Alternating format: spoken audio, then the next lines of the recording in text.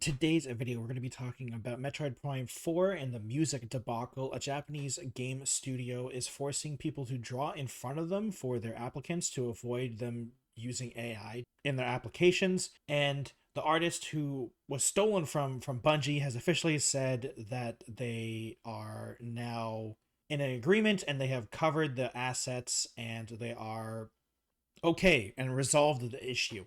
My name is the Techno Jelly. Those are the stories we're going to be talking about today. We do these Mondays, Wednesdays, and Fridays. Please subscribe to the channel if you're interested. Now let's get right into it.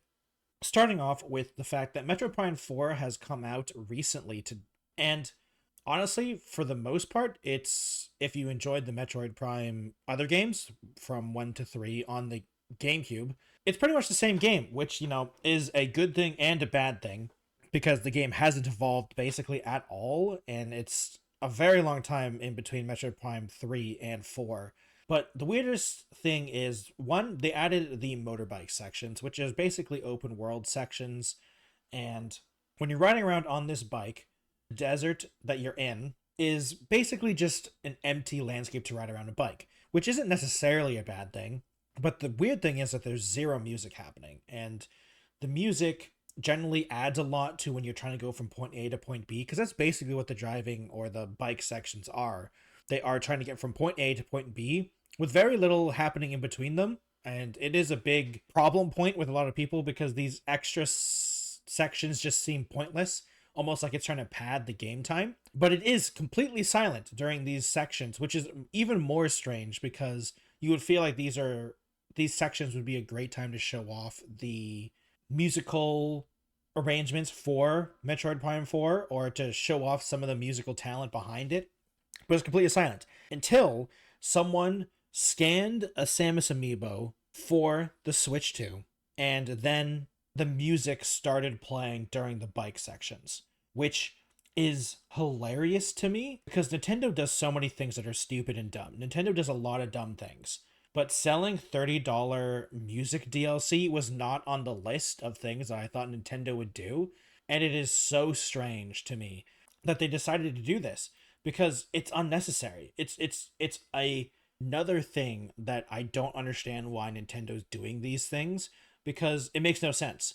Because who thinks that the amiibo is going to unlock music? Everyone knows you get extra things if you do the amiibo stuff. That's not a secret, and that's while we can have disagreements about physical DLC, you at least get something. It's a little bit something more. I can understand that. But having actual music behind it is so weird.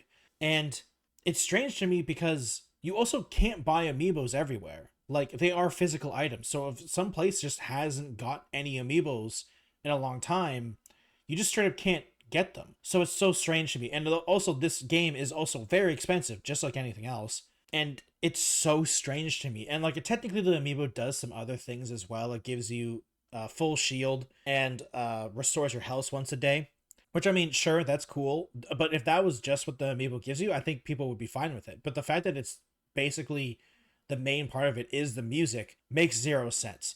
And it also just makes the bike sections worse because it's just silent when you're going along this bike. And like I said before, not a lot is happening during these bike sections. So it's even more strange the fact that during the bike sections, it seems that it's just even more silence.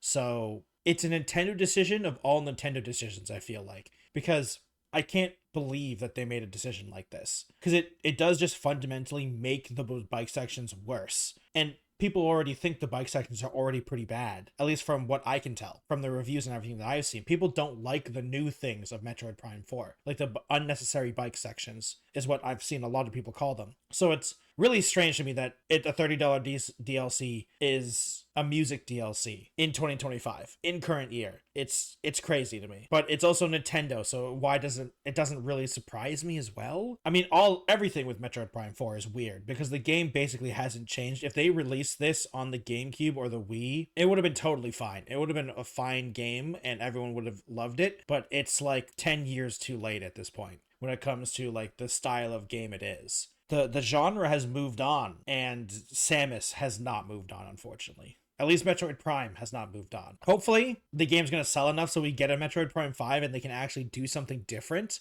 and we can actually experience a new game that isn't just a rehash of old things and some new changes. So, because like I don't want Metroid Prime to disappear. I just think Samus needs another go, and with actual new ideas.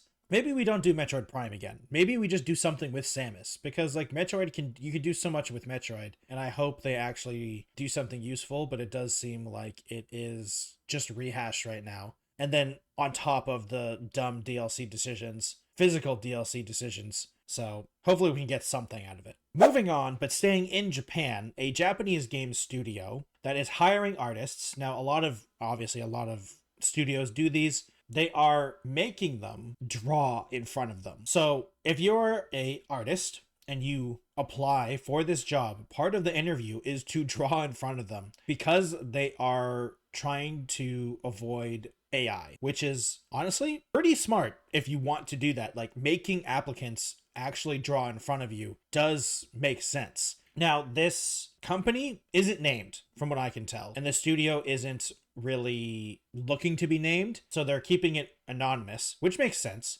And from what we can tell, it is a mid-sized game company, so it's probably not going to be like a Nintendo or anything like that, like we were just talking about. So it does make sense that this medium-sized company is trying to go through some hurdles to try to find some good artists and decent artists, because having problems with applicants for art now, I can see huge amounts of problems. Because there's so many people probably trying to apply for art stuff and just doing AI stuff, and that is such a horrible thing. I feel bad for anyone trying to hire people, because AI is so annoying now that you basically have to make it so that you have to do it in physically. You have to show people you can do it, because just providing work now doesn't mean you can do it. Now, to be fair, before AI, you could just be tracing stuff and stuff like that, but like it wasn't so easy to do it, because the problem is that it's so much easier just to type in a prompt for AI to do something. If you're tracing art, you can at least argue that they're being able to trace something. You can still like develop skills doing that. There's no skills being developed when you're doing generative AI stuff.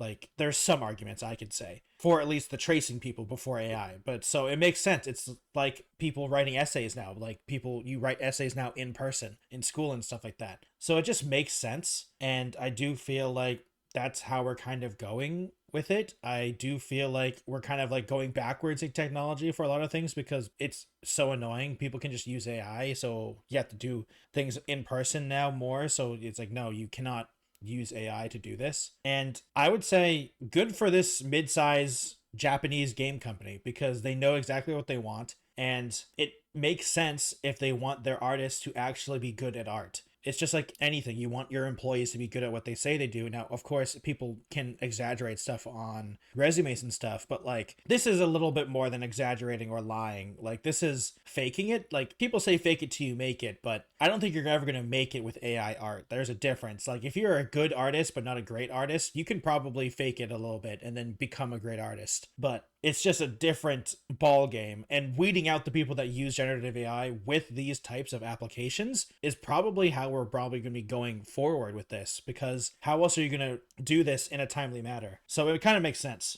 Ending off with another art issue. If you recall, Marathon, when it had its open beta, I think it was called, or maybe open alpha, I don't remember what it was called, honestly. When that was happening, a artist on Twitter said, hey, these art assets are all mine, and they are literally copy and pasted. It is a very distinct art style, and their name was N2, and it was pretty obvious that it was horribly plagiarized. Bungie stole this artwork and used it on extra things. It was environment artists, basically, lifted assets.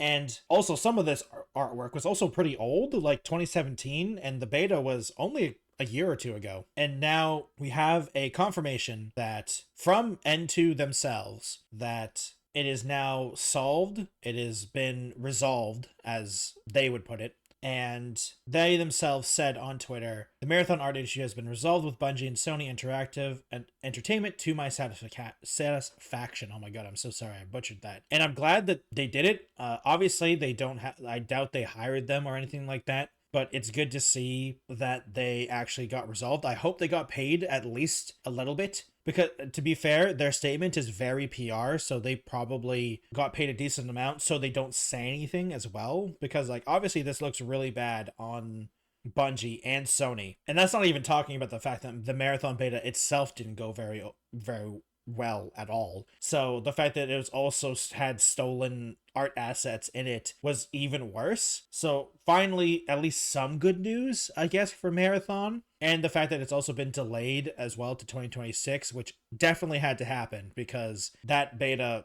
or alpha, it was actually, no, now that I'm talking about it, it is definitely a beta because the game was supposed to already be out by now. So obviously it was because it was delayed until 2026. It seems that hopefully it's going in the right direction. I hope it is because it does feel like this was a really bad sign for Marathon because the art assets or like the art in the game was either being claimed to be stolen, which it was, some of it was, or it was AI. And coming from what the previous story, it just seems that everything was going wrong for Bungie, and at least something has gone right. They've solved it, and they do talk about the former artist working for Bungie. So whoever did this is obviously was fired. And I do hope that it wasn't just a scapegoat because this is a thing that's happened at Bungie before, and I hope that they're going to have more precautions, I guess, against something like this because it does feel like it's really bad that something like this has happened before in Destiny, if I remember correctly. So it does seem that at least with this one, it's been solved. But it's a good story on a really bad time for Marathon. And I don't even know if it's going to be even a good thing overall. I hope N2 was properly compensated. They were compensated to their satisfaction, as they said. So I do believe them. But it does seem that Marathon itself, I don't even know if it's going to come out. Honestly, I'm going to be surprised if it comes out. It's going to be interesting to see how the continued tests go on and to see if it actually makes it so the game feels better to play.